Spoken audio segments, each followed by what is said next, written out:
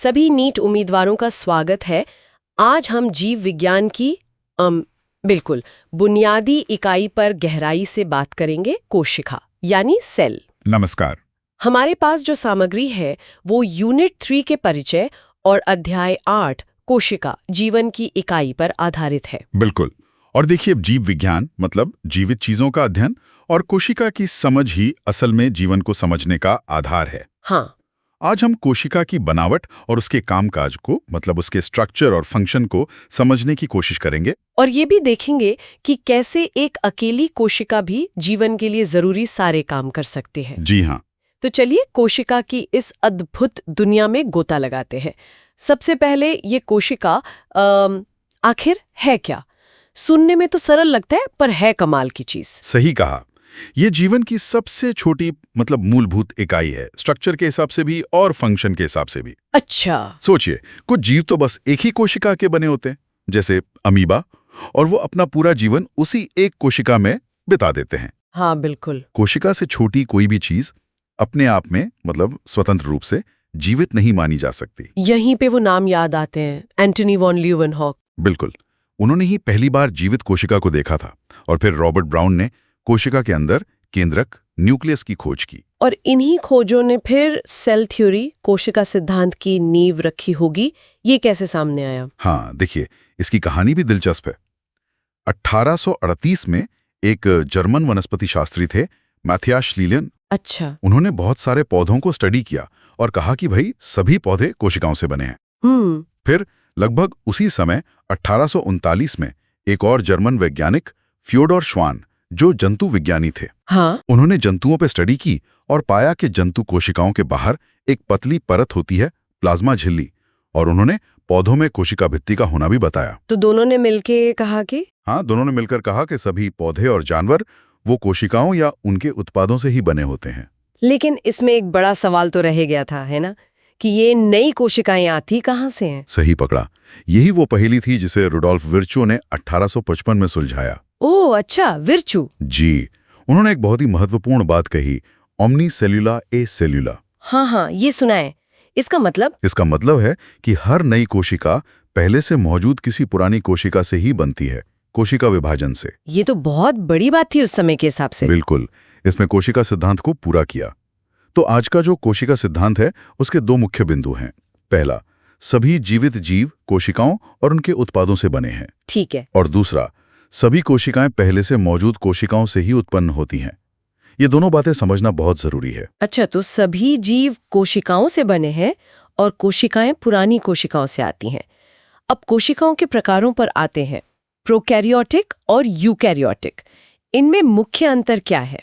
देखिए, सबसे बड़ा अंतर है केंद्रक यानी न्यूक्लियस का। यूकैरियोटिक कोशिकाओं में एक व्यवस्थित झिल्ली से घिरा हुआ केंद्रक होता है, जैसे हम लोगों की कोशिकाएं या पौधों की? हाँ, पौधे, जानवर, कवक, ये सब यूकैरियोटिक हैं। इनके केंद्रक में डीएनए सुरक्षित रहता है। और प्रोकैरियोटिक में? प्रोकैरियोटिक कोशिकाओं में जैसे बैक्टीरिया या नीले हरे शैवाल में ऐसा कोई झिल्ली वाला केंद्रक नहीं होता। तो उनका डीएनए कहाँ होता है? उनका जो जेनेटिक मटेरियल है वो कोशिका द्रव्य यानी साइटोप्लाज्म में ही बिखरा तो नहीं कहेंगे, पर एक खास रीजन में होता है जिसे न्यूक्लियोइड कहते हैं। वो झिल्ली से घिरा नहीं होता। और साइटोप्लाज्म?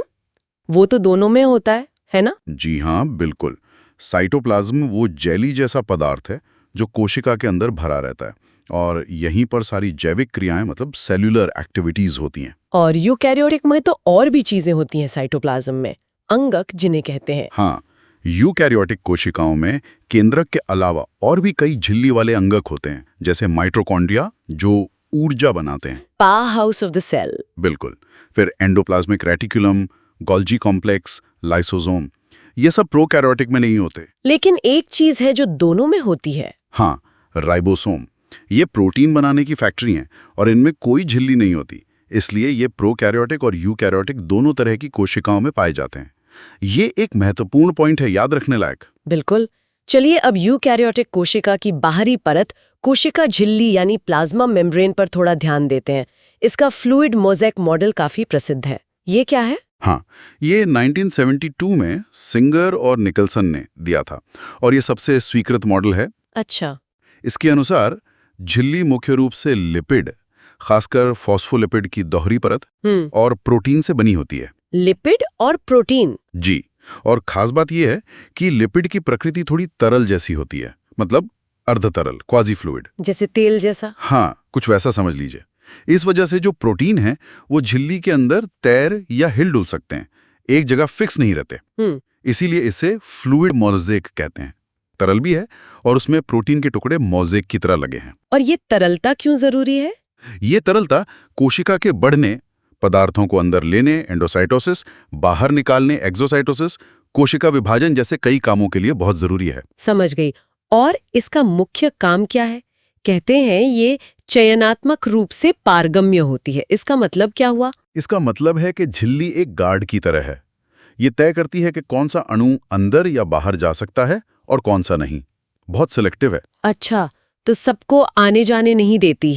नहीं, कुछ छोटे अणु तो बिना ऊर्जा खर्च किए पैसिव ट्रांसपोर्ट, सांद्रता के अंतर के हिसाब से चले जाते हैं, जैसे डिफ्यूजन या ऑस्मोसिस से पानी का जाना। लेकिन कुछ अणुओं को, खासकर आयंस को, उनकी सांद्रता के विरुद्ध ले जाने के लिए कोशिका को ऊर्जा खर्च करनी पड़ती है।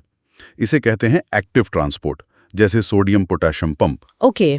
और हाँ, पौधों और कवक में इस प्लाज्मा झिल्ली के बाहर एक और मजबूत परत होती है, कोशिका भित्ति यानी सेल वॉल। हाँ, सेल वॉल। ये तो जानवरों में नहीं होती? नहीं, ये पौधों, कवक, शैवाल और बैक्टीरिया में होती है।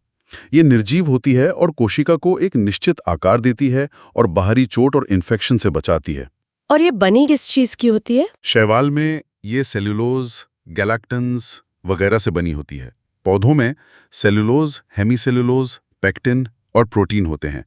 कवक में काइटिन की होती है। अच्छा, और अंत में बात करते हैं यूकैरियोटिक कोशिका के कंट्रोल सेंटर की, केंद्रक यानी न्यूक्लियस। जी, जिसे रॉबर्ट ब्राउन ने खोजा था।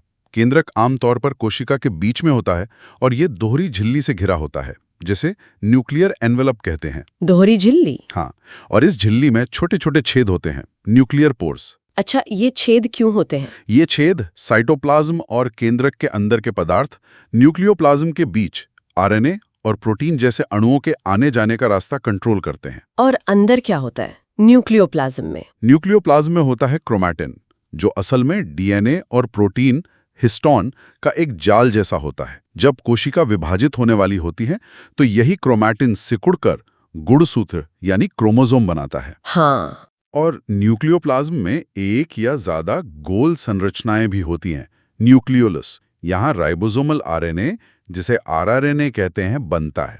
तो मतलब केंद्रक ही कोशिका की सारी गतिविधियों को नियंत्रित करता है और हमारी आनुवंशिकता, हेरिडिटी का आधार भी यही है। बिल्कुल सही, यही कंट्रोल सेंटर है। तो संक्षेप में कहें तो कोशिका वाकई अपने आप में एक पूरी दुनिया है, अविश्वसनीय रूप से जटिल और उतनी ही कुशल।